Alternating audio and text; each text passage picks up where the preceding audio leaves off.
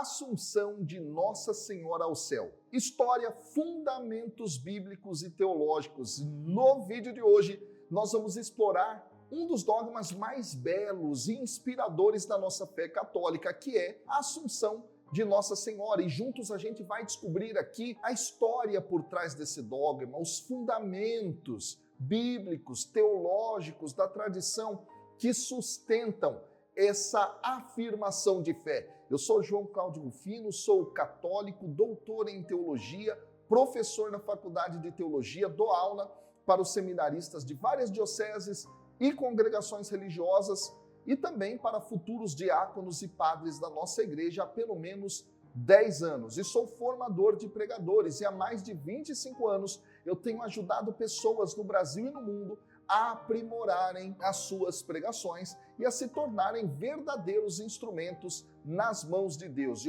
não se esqueça de deixar o like, de se inscrever aqui no canal e assinar o sininho, tá? Ativar o sininho para você não perder absolutamente nenhum conteúdo, beleza? Tô esperando e deixa também o seu comentário aqui com aquilo que você aprendeu nesse vídeo, beleza?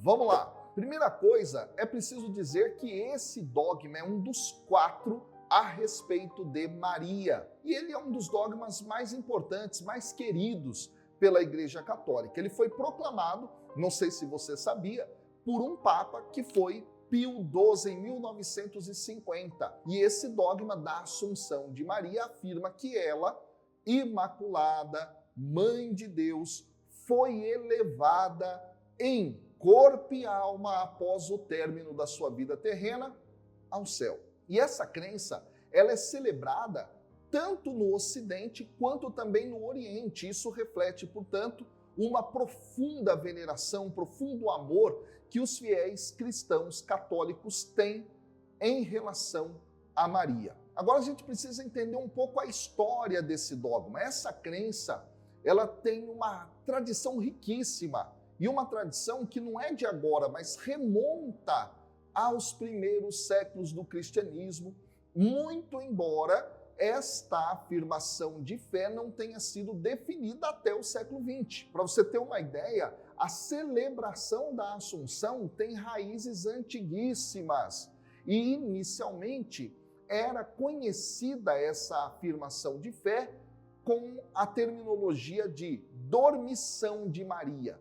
Sobretudo no Oriente, assim era chamada essa afirmação. Dormição de Maria se refere ao adormecimento dela, antes de ser elevada ao céu. A festa litúrgica vai ser celebrada dia 15 de agosto e é amplamente difundida, inclusive, esta dormição de Maria por um imperador do período bizantino, chamado Maurício, de 582 até 602 depois de Cristo. Então, período bizantino, esse imperador já amplamente difunde esta afirmação da dormição de Maria e depois a sua subida ao céu, a sua elevação de corpo e alma ao céu. Agora, o dogma foi declarado propriamente em 1º de novembro de 1950, já falei aqui, pelo Papa Pio XII, ele solenemente vai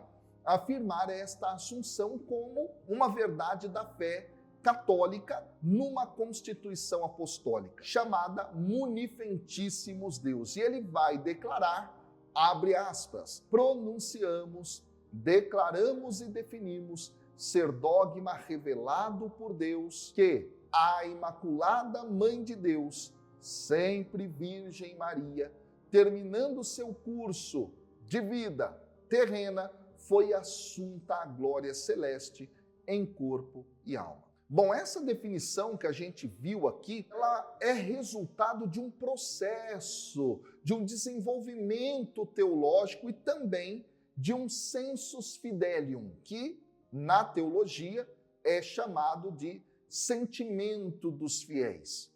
E este dogma ele vai testemunhar uma verdade que já foi tida e vivida pela comunidade eclesial ao longo de muitos séculos. E onde é que este dogma vai se basear do ponto de vista da Escritura? E aí é preciso que a gente entenda uma coisa. nem tudo que é conteúdo da fé católica está somente na Bíblia. Nós temos outras fontes, tá bom?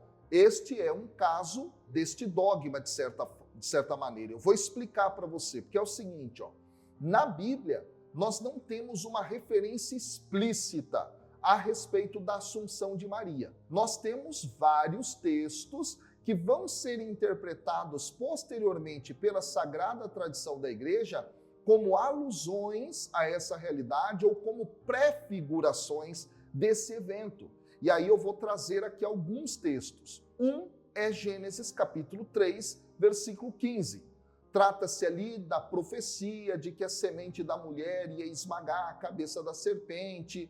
E esse texto vai ser visto como uma referência da vitória de Maria e do seu descendente em relação ao pecado e à morte. Portanto, neste sentido, por causa desta vitória, ela é assunta ao céu, no sentido de ela está já experimentando a glória de Deus, por ter sido este canal que trouxe aquele que vence o pecado e a morte. Depois tem um texto que é Apocalipse lá no capítulo 12, onde se fala, né, a respeito daquele grande sinal no céu, uma mulher revestida de sol, com a lua debaixo dos seus pés, na cabeça uma coroa de 12 estrelas. Essa passagem frequentemente será interpretada como uma alusão a esta realidade de Maria já assunta ao céu. E aí é importante eu afirmar uma coisa para vocês. Tem aqui no meu canal um vídeo sobre esta passagem do Apocalipse e eu mostro lá, ok? As possibilidades interpretativas. Vale muito a pena você dar uma olhada lá, beleza? Mas essa passagem ela é frequentemente usada, volto a dizer aqui, para falar a respeito desta realidade. Depois existe um terceiro texto que não é assim muito difundido quando se explica a respeito da Assunção de Maria, que é 1 Coríntios capítulo 15, versículos 20 a 27. Lá se fala a respeito da ressurreição de Cristo como primícia dos que morreram. E aí, esse texto muitas vezes é compreendido como algo que pode ser aplicado ao processo de glorificação de Maria. Ou seja, ela teria participado de uma missão singular, que é ser aquela na qual o Verbo se encarna, sendo porta para este grande Salvador, para o Salvador por excelência, que é o Cristo, e por causa de ter recebido esta graça é uma graça que a leva a esta dimensão já de glorificação, pós a sua morte. Aqui, pessoal, Maria seria, de algum modo, portanto, a prefiguração daquilo que acontecerá conosco, seres humanos, à medida em que somos fiéis a Deus, ou seja, receberemos a glória eterna de Deus, não é? Viveremos com Deus, estaremos com Deus. Tendo dito isso, agora a gente vai passar para alguns fundamentos teológicos desse dogma. Quando a gente olha para a teologia católica, ela oferece várias razões para sustentar esse dogma de fé, a Assunção de Maria. Porque aqui nós temos a associação com Cristo que Maria teve. E neste caso, essa associação, sendo tão profunda, ela necessariamente leva Maria a estar numa condição de glorificação. E esse é um ponto importante aqui. Quando a gente perscruta o aparato dogmático em relação a isso, a gente precisa voltar àquele dogma que é o da Imaculada Conceição, ou seja, Maria que foi concebida sem o pecado original. Ela teria sido é uma forma assim não tão boa de dizer, eu vou dizer diretamente, ela foi, não é, preservada da corrupção da morte por causa do pecado original, que é a raiz da morte. Então, se ela foi realmente preservada, ainda mais sendo plenificada na graça que ela recebe no processo da encarnação, então ela só pode estar no céu. Ela só pode estar no céu após a sua morte carnal. E aí há também uma relação da Assunção com o dogma da maternidade divina. Neste caso, ela, como mãe de Deus, ela tem um papel único na história, especial na história da salvação. E neste sentido, a sua assunção vai ser vista como uma consequência natural dessa dignidade singular, um coroamento disso. Há também um terceiro aspecto teológico importante aqui, que é a questão da participação na história da redenção, na redenção propriamente dita. Maria vai participar plenamente desse mistério da redenção. E aí, a sua assunção vai ser entendida como essa participação especial na ressurreição de Cristo. Olha só, antecipando nesse sentido, como eu disse há pouco, esta questão da ressurreição final de todos os fiéis. Um quarto ponto teológico interessante aqui, que também está ligado a esse dogma, é a afirmação de Maria como a nova Eva, que ao contrário da primeira Eva, sucumbiu ao pecado e aí, portanto, ela teve todas as consequências. Maria, ao contrário, faz tudo conforme a vontade de Deus e, portanto, ela só pode estar na glória com o Pai, o Filho e o Espírito Santo. Ela não é uma quarta pessoa da Trindade, não é isso, mas ela está já vivendo em Deus na glória. Um quinto elemento interessante é a questão de rainha do céu, que é afirmado em relação a Maria. Então, a tradição cristã vê Maria como rainha do céu, ou seja, honrada, com uma posição especial ao lado do seu filho Jesus, o Cristo de Deus, o Rei dos Reis. E neste sentido, então, ela está com o seu filho na glória. Avançando um pouco, a gente agora precisa tratar a respeito do sensus fidelium, que é esse senso dos fiéis, o sentimento dos fiéis, porque ele foi muito decisivo para o desenvolvimento do dogma da Assunção. Ele reflete muito esse sensus fidelium, esse dogma.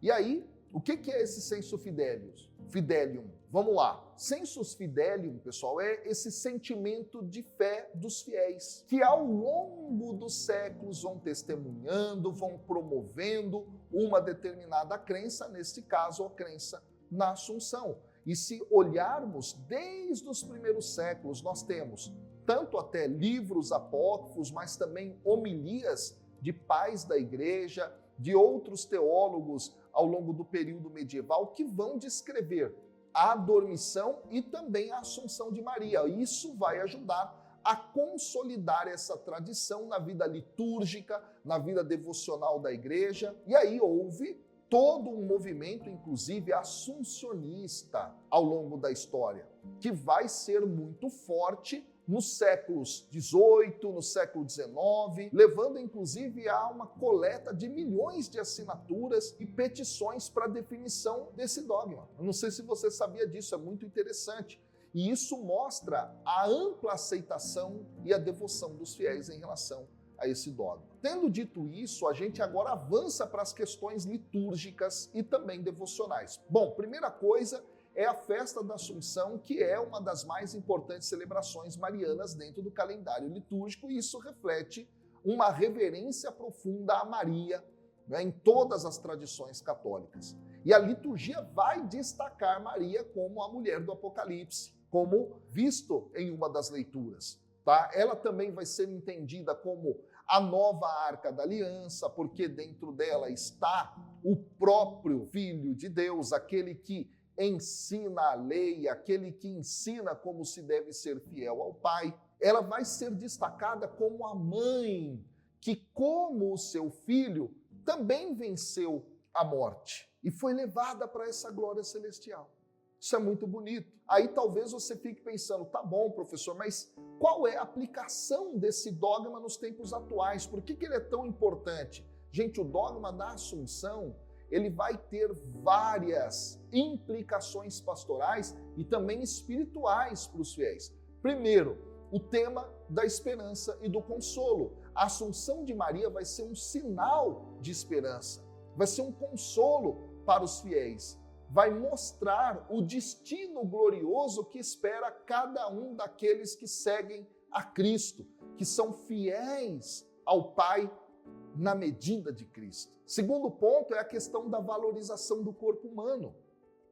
Esse dogma vai afirmar a dignidade do corpo humano, esse corpo que foi criado para a glória eterna, e ele vai destacar a importância da gente respeitar o nosso corpo como templo do próprio Espírito. Depois, um terceiro ponto de implicação interessantíssima é a questão da presença e da intercessão de Maria, porque glorificada em corpo e alma, Maria está particularmente presente na vida de cada fiel, intercedendo por cada fiel, junto a Deus. Depois, um quarto ponto, o exemplo de humildade e de santidade de Maria. Maria vai ser um exemplo disso. Maria, neste sentido, encoraja cada um de nós fiéis a vivermos a fé, o amor, a humildade, a fidelidade, a santidade, confiando nas promessas de Deus, que teremos a coroa da vida. Portanto, a Assunção de Nossa Senhora vai ser um dogma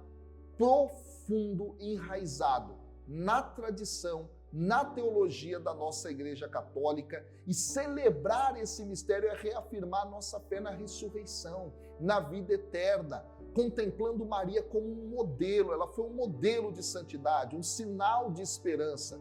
E através da sua Assunção, nós temos a mostra do caminho para estarmos mais próximos de Deus, para alcançarmos a glória celestial em resposta da graça que é realizada por Deus em relação a nós.